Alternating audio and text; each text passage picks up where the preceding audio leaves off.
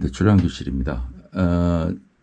제가 출랑교실 업로드하고 이 영상을 모니터 해보면은 주변에 뭐 소음 소리가 막 이렇게 잡음이 섞여 있는 경우가 많습니다. 날씨가 더워가지고 창문을 열어놓고 하다 보니까 이 주변이 사람이 지나가는 길이라서 소음이 좀 많습니다. 그래서 소음을 차단하려고 또 문을 닫아 놓으니까 소음은 좀 차단되는데 날씨가 무지하게 덥네요.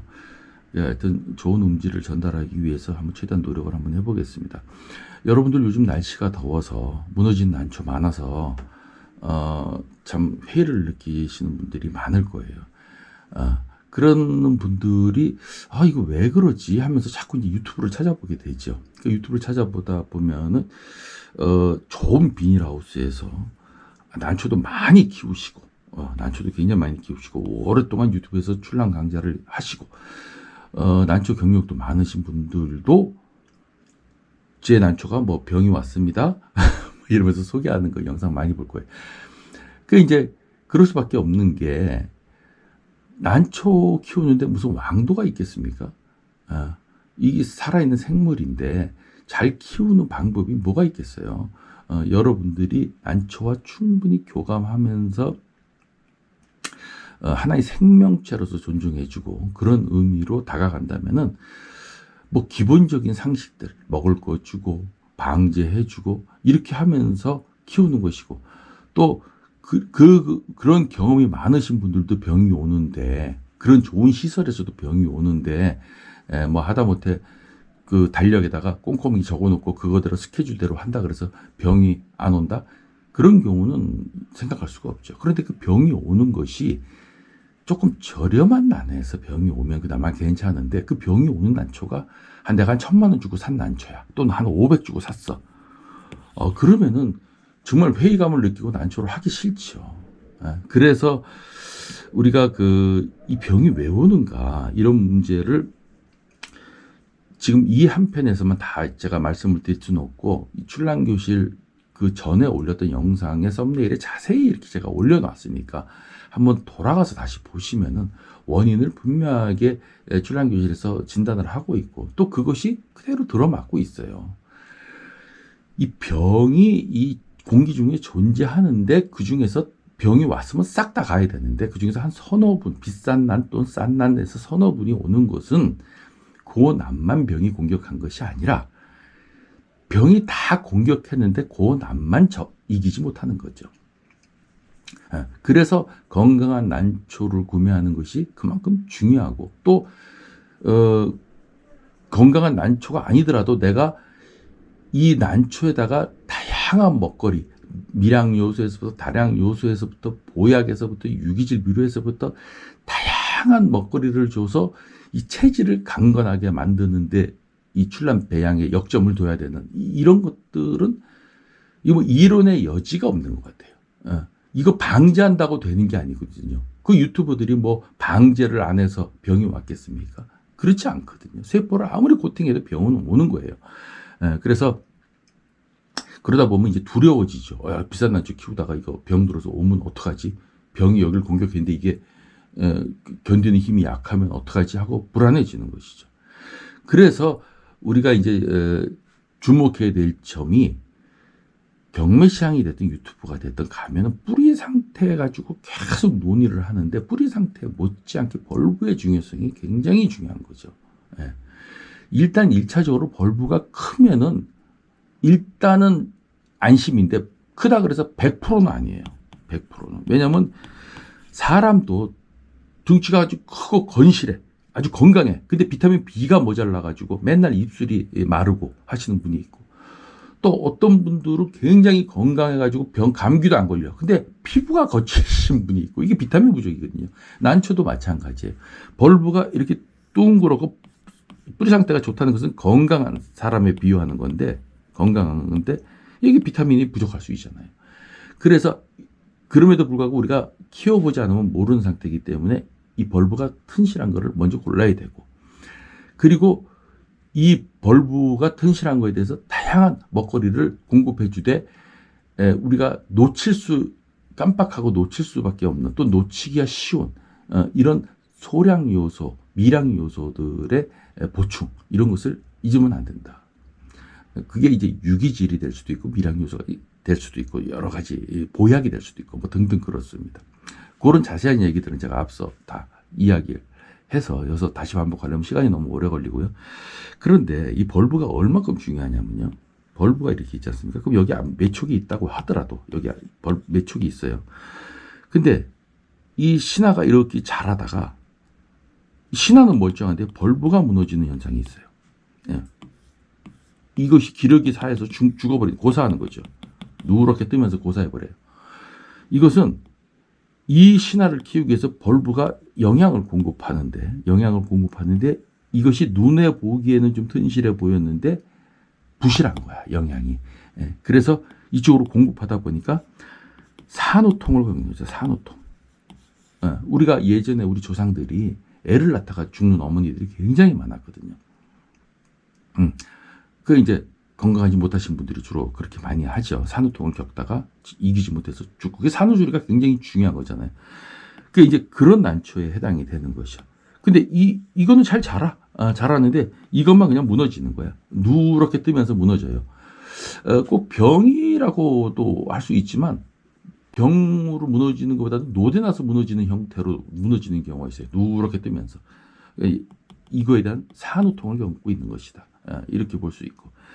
이거는 안 무너지는데, 이 뒤에도 안 무너지고 다 안 무너지는데, 이것만 이렇게 썩어서 무너지는 경우는, 뭐 이 신화가 워낙 연약질이다 보니까, 병이 침투했을 때 견디는 힘이 좀 약해서 썩어버리는 거죠. 그게 이제 후사리움이 됐든 뭐가 됐든, 하여튼 견디는 힘이 없어서 이 시커멓게 썩어가는, 그래서 쑥 뽑히잖아요. 근데 뽑힐 때, 이거 썩었네? 그럼 여기도 영향을 줄까? 그래서 겁나서 이 잘라버리시는 분들도 있는데, 물론 그렇게 해도 되죠. 그러나 가만히 한번 놔둬보면 이게 썩어서 쑥 뽑혔는데 이거는 멀쩡하게 영향을 안 받는 것도 있어요. 네. 그러니까 이건 연약질이기 때문에 영향을 받았는데 이거는 건강한 난초죠. 그래서 이게 병이 침투했는데 여기서 막 놀다가 여기까지도 영향을 주긴 줬겠죠. 그러다 이거는 견딘 거예요.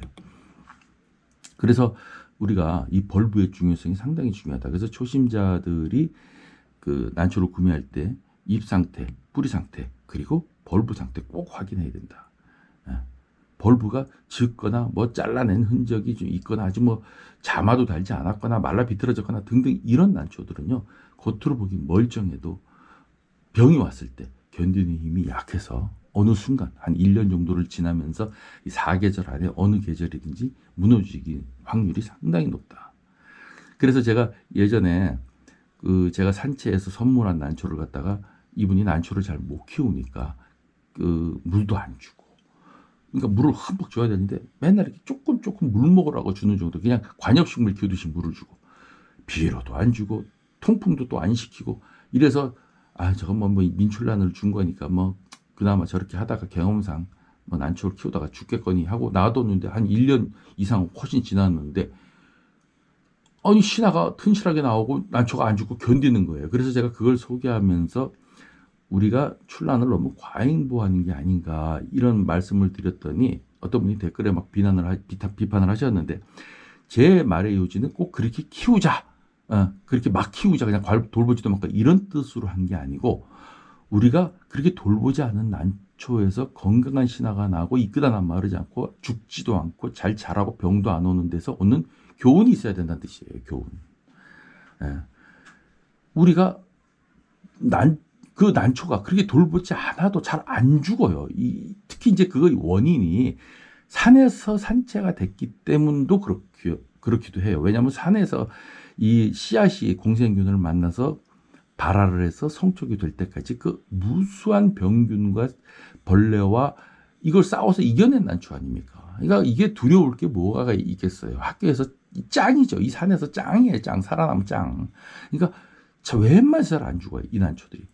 그래서 그런 요인도 하나 있고, 또 하나는 난초가 그렇게 해도 잘 자랍니다. 그렇게 또 잘 자라는데 우리가 너무 애지중지하다 보니까 너무 보호한다고 덤비다가 죽이는 경우가 오히려 있어요. 확률적으로. 그래서 우리가 간혹 난초의 노예가 된다는 말을 흔히 많이 하는데 난초를 너무 과잉보호하지 마시고, 또 제가 이게 난초를 건조하게 좀 키우세요 하니까 요즘같이 이렇게 더운 날씨에 한 3, 4일 물을 안 주다 보면 화장도 빼짝 마르잖아요. 빼짝 마르니까 막 불안해하죠. 이거 빼짝 말랐는데 이거 어떡하지? 물 줘야 되는데. 그러고도 한 하루 이틀 덜 있다 줘도 안 죽습니다, 난초는. 예, 난초는 이 뿌리 자체 물을 저장하고 있어요, 저장. 그래서 그것 때문에 죽는 게 아니에요. 물이 없어서 죽는 게 아니에요. 그래서, 너무, 그러니까 막 마르려 그러면 죽어. 그러다 보면 몇 번 줬으면 또 비료줘야 되고, 비료주다 보면, 달력에다 체크해가지고 요날을 방제 안 나니까 방제주고, 이렇게 해도 죽지 않습니까? 그래서, 조금, 선인들이 그런 말을 해요. 난초는 게으른 사람이 잘 키운다고. 이것이 너무 과잉보하지 말라는 뜻이 하고 일맥상통하는 것 같아요. 그래서 제가 오늘 출판교실에서 지나가는 뜻으로 이런 말씀을 드리는 것은, 저나 여러분들이나 모든 분들이 이렇게 무더운 날씨에 무너져 내리는 난초. 저도 많이 무너져 내려요. 그러니까 저부터도 실망스럽고 난초 하기 싫고, 비싼 난 사는 것이 두렵고 막 그래요. 이때쯤 되면은. 그래서 저처럼 이렇게 막 고민하시는 분이 많을 것 같아서 한 번쯤은 좀 용기를 좀 드리기 위해서 이런 방송을 한번 해야 되겠다. 지나간 말로 이렇게 한번 해야 되겠다 하는 뜻에서 오늘 영상을 킨 것이고, 이제 무더위가 지나가서 이제 좀 선선해지면 그다음부터 질소 비료는 차단하시고 무질소 비료, 제가 작년 영상인가요? 한번 자세히 보면 무질소 비료 좋은 거 하나 소개를 해도 드렸어요.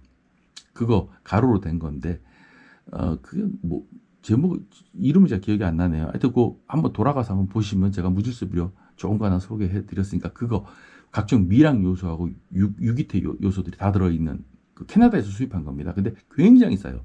이 패드만한 게 10,000원밖에 안 하니까요. 근데 굉장히 효과가 좋습니다. 그래서 그거 이제 무질소 비료 위주로 주면서 유기질 비료서부터 해가지고 뭐 각종 효소, 철분, 미량 요소 이런 것들을 골고루 진하게 주시면 절대 안 됩니다. 아주 약하게 주면서 이 겨울에 좀 이 곰이 영양분을 충분히 섭취하고 겨울잠을 자서 내년에 신화를 튼실하게 틔우듯이 난초도 이제 겨울잠을 자기 위한 예비 단계로서 좋은 먹거리를 줘서 체질을 강건하게 만드는데 역점을 둬야 됩니다. 근데 이것이 지나면은 절대 안 된다. 아주 연하게 주는 듯 마는 듯 해서 자주 이렇게 주면서 난초를 튼실하게 만들면 벌브도 튼실해질 것이고요. 그러면은 내년 여름에 이렇게 또 무더위가 찾아오겠죠. 그럴 때는 무너진 난초가 지금보다는 좀 덜 할 것이다 하는 말씀을 좀 드리고, 이렇게 무더울 때 베란다에 물 뿌리거나 스프레이로 난초든 물 주거나 아니면 물 자주 주거나 그러면 기화열, 즉 이 수분이 기체로 증발하면서 발산하는 그 기화열에 의해서 열이 발생하고 그 열이 공기 중에 있는 세균들이 왕성하게 자라면서 난초를 공격하는 하나의 지름길을 열어주는 것이다. 그래서 난초는 빼짝 말려서 죽이라는 뜻이 아니라 조금 건조한 듯한 느낌으로 갔으면 좋겠다 하는 말씀을 좀 드립니다.